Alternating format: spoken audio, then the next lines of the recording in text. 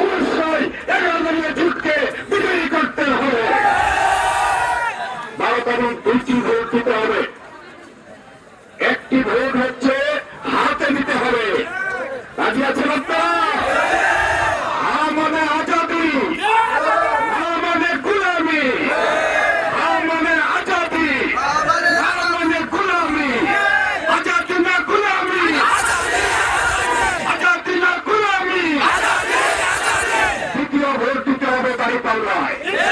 দাঁড়িপাল্লায় vote দিলে নতুন বাংলাদেশের কেন্দ্র হবে ইনশাআল্লাহ। দাঁড়িপাল্লায় ভোট দিলে নতুন রাজনীতি প্রতিষ্ঠিত হবে ইনশাআল্লাহ। 12 তারিখ আল্লাহ রাব্বুল আলামিন যদি জামাত ইসলামী সহ 11 দলকে কবুল করেন, দেশ পরিচালনার দায়িত্ব অর্পণ করেন, 13 তারিখ থেকে এই দেশে শান্তির বাতাস বইবে ইনশাআল্লাহ। দুর্নীতি, দুঃশাসন, ঘুষ, নির্যাতন, জুলুম, অত্যাচার, হয়রানি সবকিছু বন্ধ হয়ে এই দেশ সোনার বাংলা করে দেবে ইনশাআল্লাহ।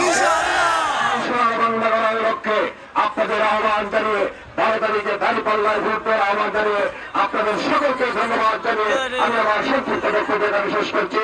আসসালামু আলাইকুম ওয়া রাহমাতুল্লাহি ওয়া বারাকাতুহু।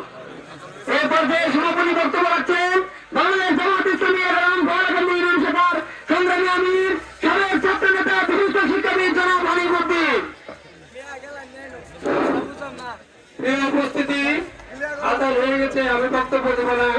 আমি শুধু আজকের মিছিলে স্বতঃস্ফূর্তভাবে সকলে উপস্থিত হওয়ার জন্য এলাকার সকল ভোটারদেরকে ধন্যবাদ জানিয়ে আমি আমার বক্তব্য এখানে শেষ করলাম। ওমা আলাইনা ইল্লাল বালাগ। আজকের মিছিল এখানে শেষ। মিছিলের এখানে শেষ।